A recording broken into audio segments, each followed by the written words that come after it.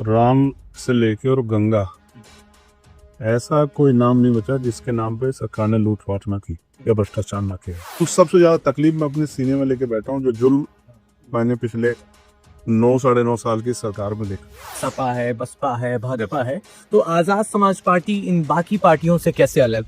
गरीब आदमी की सुनवाई पहले हो, अमीर को करीब 2 मिनट का समय लग जाए। सत्ता परिवर्तन यात्रा से यूपी की जनता पर क्या असर पड़ेगा? क्या ये असरदार रहेगा? सिर्फ प्रबंधन पे ध्यान होता तो यात्रा नहीं करते, फिर तो चुनावी कैलकुलेशन बिगाड़ते। लखनऊ के अंबेडकर महासभा में बाबा साहब की कलश अस्थियां रखी हुई हैं जिनको स्ट्रिप्ट करने की बात कही जा रही। इस मामले पर सिर्फ आपकी पार्टी आजाद समाज पार्टी ने आवाज उठाई, लेकिन और भी पार्टियां हैं और भी बड़े नेता हैं जैसे अखिलेश यादव, बहन जी, ये लोग भी बाबा साहब अम्बेडकर की बातें करते हैं, उनका नाम लेते हैं भरी सभा में, लेकिन उन लोगों ने इस पर कोई भी बात नहीं की। डॉक्टर बाबा साहब अम्बेडकर हमारे लिए राजनीतिक फेस नहीं, हम उनके विचारधारा, उनके अधूरे सपनों को घर घर तक पहुंचाने के लिए, उनके विचारधारा को, उनके सपनों को पूरा करने के लिए, ऐसे भारत के निर्माण के लिए जहाँ समतामूलक समाज की स्थापना की। उत्तर प्रदेश विधानसभा चुनाव होने में कुछ महीने बाकी हैं। सारी पार्टियों ने अपनी तैयारियां अलग अलग तरीकों से करना शुरू कर दी हैं। इस वक्त मेरे साथ मौजूद हैं आज़ाद समाज पार्टी के राष्ट्रीय अध्यक्ष चंद्रशेखर आज़ाद जी। इनसे हम बातचीत करेंगे आगामी चुनाव को लेकर, लखनऊ में जो कलश अस्थियां शिफ्ट की जा रही हैं उनको लेकर। सर, सबसे पहले मेरा सवाल आपसे ये है, कैसी चल रही हैं तैयारियां? कि तैयारियां तो आज से नहीं चल रही है भाई, 2022 से चल रही। हमारे यहाँ बाबा साहब अम्बेडकर कहते हैं कि आदमी भूखा रह सकता है लेकिन अपमानित होकर नहीं रह सकता। जब 2022 में हम गोरखपुर चुनाव हारे तो हमने तय किया कि इस अपमान को सम्मान में बदलना। 22 के बाद ऐसा तो है नहीं, अगले साल चुनाव था उत्तर प्रदेश में, तो 24 में चुनाव आया। तो जो नगीन जो हारा गोरखपुर में, वो जितनी वोट से हारा उससे ज्यादा वोट से नगीना ने जीता। अब उस जो पीड़ा है जिसकी वजह से 2022 का चुनाव लड़ा गया या 2027 का चुनाव, उस पीड़ा को कम करने के लिए इस सरकार को सत्ता से बेदखल करना पड़ेगा। इसलिए 4 जून से सत्ता परिवर्तन यात्रा शुरू का। भयंकर गर्मी होगी, मुझे पता है, लू भी चलेगी, तकलीफ भी होगी पैदल यात्रा में, लेकिन उन सबसे ज्यादा तकलीफ मैं अपने सीने में लेके बैठा हूँ जो जुल्म मैंने पिछले 9 साढ़े 9 साल की सरकार में देखा। जो अन्याय कर्मचारी अधिकारियों के साथ, बहनों माओं के साथ, बेटियों के साथ, बुजुर्गों के साथ, उनकी पगड़ी उछाल के अन्याय करके उनके साथ जो किया गया सरकार का, और सबका हिसाब चुकता था। इसलिए 27 की जो लड़ाई है उसको मजबूत करने के लिए हम लोग तैयारियां कर रहे हैं। वो तैयारियां आजाद समाज पार्टी कोई बड़ी पार्टी के रूप में उत्तर प्रदेश में स्थापित करेगी, ऐसा हमारा। सत्ता परिवर्तन यात्रा से यूपी की जनता पर क्या असर पड़ेगा? क्या ये असरदार रहेगा? देखिए, सत्ता परिवर्तन यात्रा एक यात्रा नहीं, सामाजिक न्याय के बहुत सारे ऐसे मुद्दे जिनको इग्नोर किया है, जिनको चुनाव से पहले जिन पर जिक्र होता है।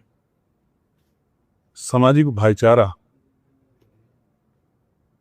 और संविधान की रक्षा के संकल्प के साथ हम लोग मैदान में जाएंगे और अपने मुद्दों को, जो जनता के मुद्दे हैं, जो ड्राफ्ट हम पे इतने सम्मेलन, इतनी सभाएं, इतने जो हैं वैचारिक गोष्ठी करके हैं, उनको जनता के बीच में जाके अपना ब्लूप्रिंट रखेंगे दिए 5 साल का। अगर आजाद समाज पार्टी सरकार बनी तो 5 साल में हम लोग क्या क्या करेंगे।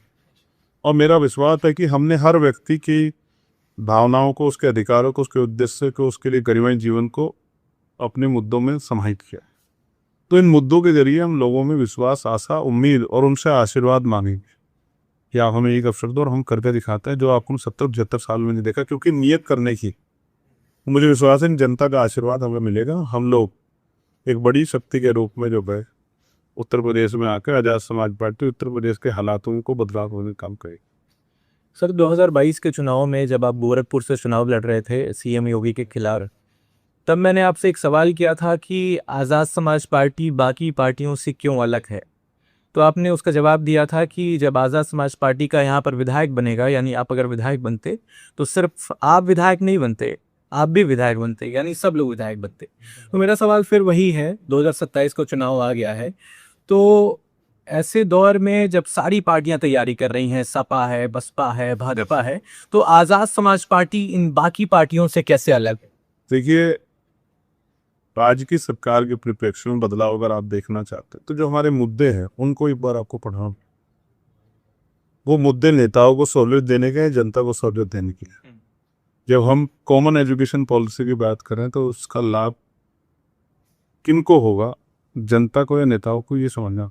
जब हेल्थ पॉलिसी की बात कर रहे हैं, जब एम्प्लॉयमेंट पॉलिसी की बात कर रहे हैं, जब हम किसानों की बात कर रहे हैं, उद्योग धंधे लगाए, कुटीर उद्योग, महिलाओं को रोजगार देने की बात करें तो किसके जीवन में बदलाव होगा। जब हम बिजली के बिल के रेट कम करने की बात कर रहे हैं, जब हम एमएसपी की गारंटी की बात कर रहे हैं, जब हम प्रमोशन रिजर्वेशन की बात कर रहे हैं, जब हम अति पिछड़ों के लिए अतिरिक्त आरक्षण की मांग कर रहे हैं, जब हम ओपीएस की मांग कर रहे हैं, ये मुद्दे किसके हैं। और फिर मैं कह रहा हूँ, आज क्या है, दफ्तरों के बाद गरीब आदमी जाएगा तो कोई सुनेगा नहीं, अमीर आदमी सीधा चला जाएगा।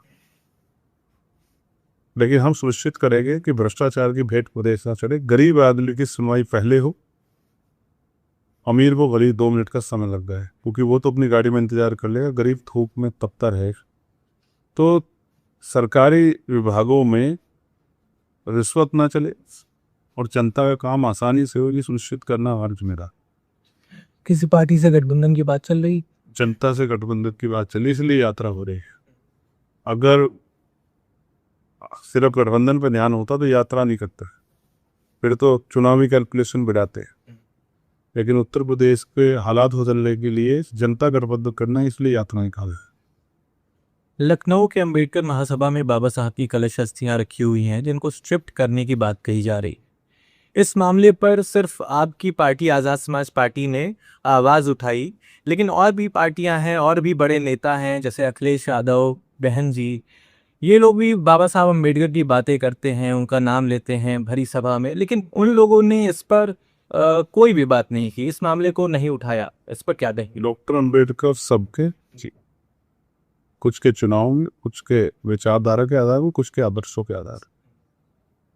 डॉक्टर बाबा साहब अम्बेडकर हमारे लिए राजनीतिक फेस नहीं, हम उनके विचारधारा, उनके अधूरे सपनों को घर घर तक पहुंचाने के लिए, उनके विचारधारा को, उनके सपनों को पूरा करने के लिए, ऐसे भारत के निर्माण के लिए जहाँ समतामूलक समाज की स्थापना के लिए संघर्ष कर रहा है, वो एक स्थान दिए। वहीं से 27% पिछड़े वर्ग के लोगों को आरक्षण की घोषणा पूर्व प्रधानमंत्री वीर सिंह जी ने की थी, संवैधानिक आरक्षण की। और वहीं से अर्जुन सिंह जी ने, जो पूर्व केंद्रीय मंत्री थे, वहीं से उन्होंने उच्च शिक्षा में पिछड़ों को आरक्षण मिले, पिछड़े वर्ग के लोगों को, उसकी घोषणा भी स्थल से की थी। वो एक शक्ति स्थल है, एक तीर्थ के रूप में है, उसको इतनी आसानी से हम लोग जाने नहीं देंगे। इस बात का मैं आपको विश्वास। बसपा ने 7 प्रत्याशियों के नाम सर घोषित कर दिए हैं, आपकी पार्टी से प्रत्याशियों के नाम कब तक घोषित होंगे? प्रदेश कैसे बता नाम लेके पूछ। अच्छा, गंगा एक्सप्रेसवे का उद्घाटन अभी 1 महीने हुआ, जिसमें योगी जी गए, राजनाथ सिंह जी गए, तमाम ऐसे बड़े नेता गए, उन्होंने भव्य उद्घाटन किया।